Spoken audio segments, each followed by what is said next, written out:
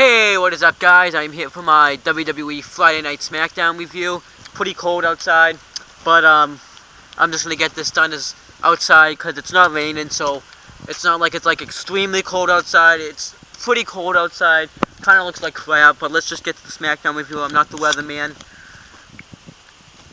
Sorry it's up so late.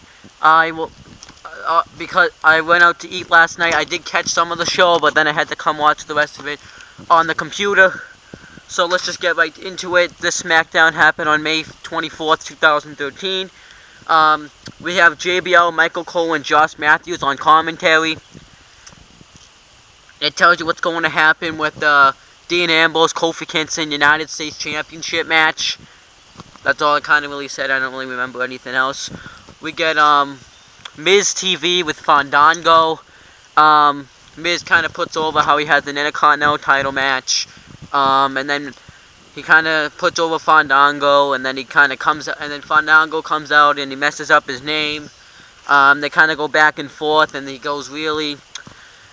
Then Wade Barrett comes out and he's upset with Fandango because you left Barrett Hyatt because he left Barrett to fend for himself. So he kind of calls him a waste of skin and a waste of time. And then Miz kind of mentions how he has a nice Intercontinental title against him, and he reminds him how the night, I think it's raining. Yeah, hold on, guys, it's raining. I have to go inside for a second. I guess I can just go inside. It's starting to rain again.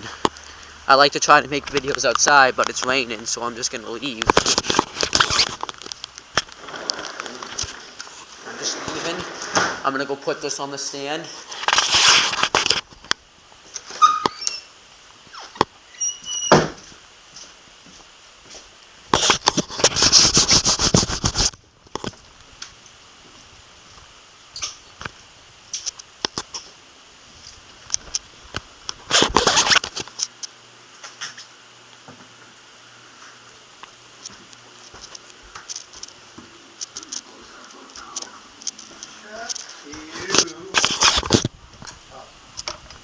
Not today.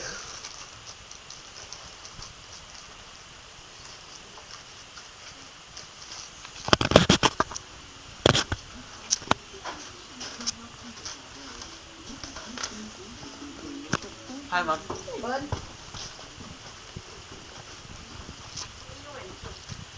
Making a video.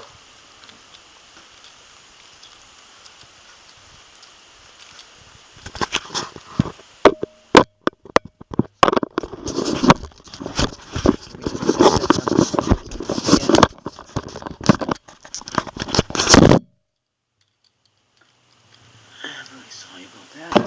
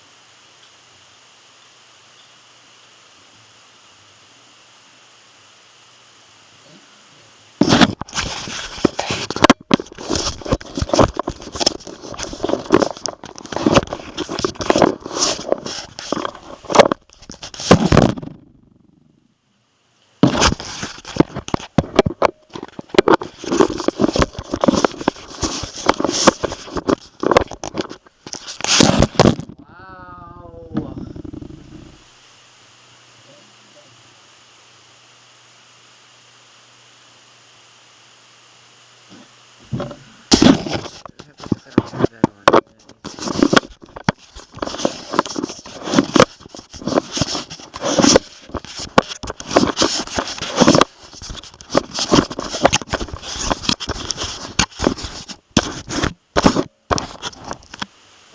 Doesn't this camera know the word whitey tighty lefty goosey? Just make sure I'm getting into it. Alright. Let's talk about Smackdown. So I was saying, Wade Barrett calls Fandango a waste of skin and a waste of space. Miz reminds him that he beat him at WrestleMania. And he beat him, and he made him tap on Monday. Wade Barrett attacks Miz, and they brawl before the match. Miz stands tall doing it. Then we get the match. It's Wade Barrett defending the Intercontinental Championship against the Miz, and then Fandango's on commentary for this match. I don't really get this though. Like, you have two talented wrestlers like Miz and Barrett, but then you have Fandango kind of overshadowing them in a way because he's just dancing and then we can't really focus on the match. And as he's dancing though, Miz drop kicks him. Then Fandango kicks him in the head, and Miz and Barrett double team Fandango. That Barrett gets ready to hit the ballhammer elbow on someone, and he hits it on Fandango, and that's how the match ended. So I can definitely probably see at Payback, maybe like a triple threat match between The Miz, Wade Barrett, and Fandango for the Intercontinental Championship, or I can see Jericho being involved for a Fatal 4-Way. That's what I can see happening, but we'll see what happens. Then Daniel Bryan's backstage is trying to convince himself he's not the weak link. Kane tries to come out and make things better, and he says that he tried to tell him that he lost on Monday too, so he's not the weak link. Daniel Bryan kind of gets mad and says, "So you weren't there? So you lost because I wasn't there for you? I'm not the weak link," so he didn't really make anything better. Then we get Jack Swagger with Zeb Coulter versus Daniel Bryan with Kane. Jack Swagger didn't even get an entrance. I think Jack Swagger is now going down the toilet. He's pretty much done in the main event scene now. He's going to go back to where he was before he came back. Kind of a shame, though, because this thing could have went so far. Kind of wish Swagger had won the title, but they had to give it to Ziggler eventually, but now he got a concussion.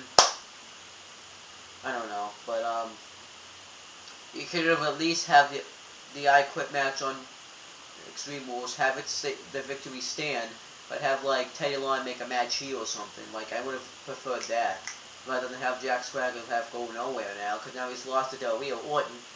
And now he doesn't even get an entrance, so you obviously know who's going to win this match. But this match was still good. But Swagger taps to the no lock. So Daniel Bryan keeps it in. Kane lets him go. He puts him back in. Kane lets him go. So I think Daniel Bryan's going to be the one that turns here when Team Hell No breaks up, just the way it is. We get a WWEshop.com ad. WWE Rewind. It shows what does it show? What does it show? I forgot what it showed. Oh, wait. Oh, it showed the John Cena stuff. I forgot to write down that part. But then we got the Gordon Knot Challenge. Now, I guess someone named Henry Gordon or something, like, made a knot that's, like, impossible to break, and if you break it, you, like, control Asia. So him and Damian Sandow and Matt Striker in the ring.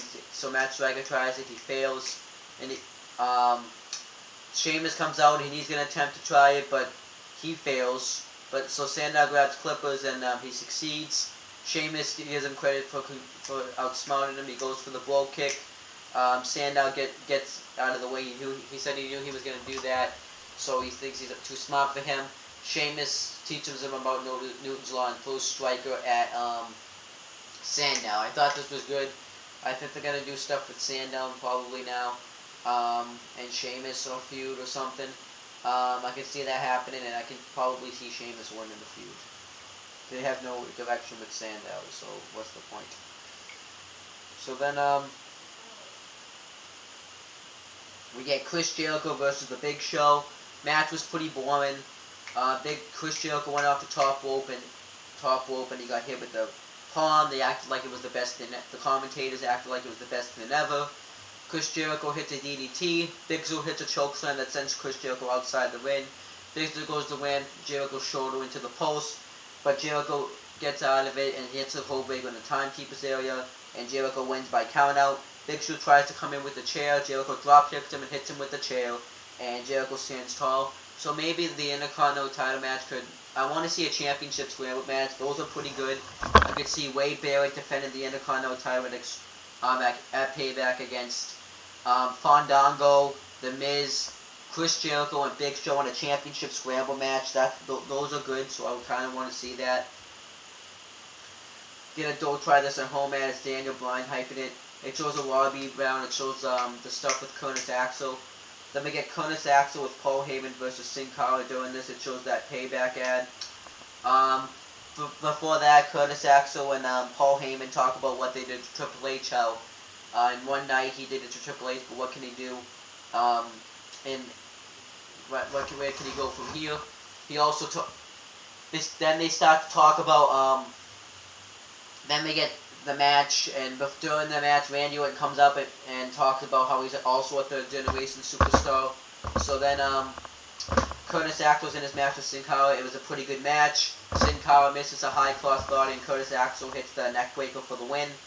At least he beats someone like Sin Cara, and it's not like a jobber like Yoshitatsu or JTG. But yeah, that's just what I think.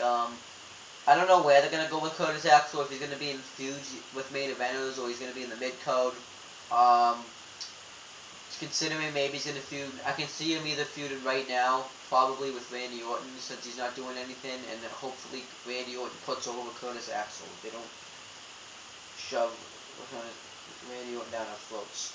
Then we get Dean Ambrose defending the United States Championship against Kofi Kingston.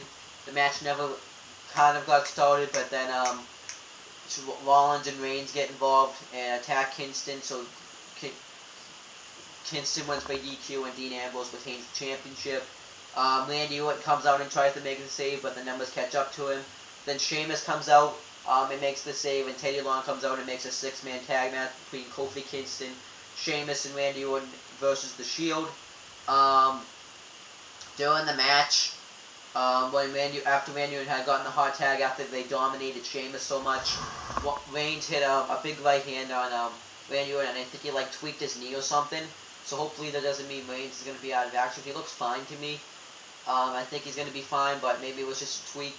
I kind of hope he's not going to be out because it's going to kind of hurt the Shield with only two members in it. Not that Reigns not that Rollins and Reigns are worse than Reigns. Not that Ambrose and Reigns are worse than Reigns, but it's just going to kind of hurt them because they're not going to really have that triple power bomb anymore and stuff. I don't know. It will just hurt them. But yeah, after they dominate Orton so much, Sheamus gets the hot tag, and he's about to finish him off with the Celtic Cloth, but Reigns spears Sheamus. Before that, Sheamus blow kicked Rollins. Randy Orton now KO'd Reigns out on the outside. Kofi Kingston came in and tried to get the pin Ambrose off the high cross body, but Reigns kicked out. Rollins grabs Kofi's leg when he goes to the Trouble in Paradise, and then Reigns hits Ambrose hits a drop kick in that Facebook Bulldog move for the win, so the Shield get the victory. As for SmackDown, it was okay. Not the greatest it's been, but it wasn't better than Raw because the Curtis Axel stuff made Raw interesting. But Raw was okay, but SmackDown was okay. So that's pretty much it, guys. I don't know the next time I'm going to be on this. Maybe more WWE title list and stuff, but maybe I'll be back soon. But that's pretty much it, guys. See you later.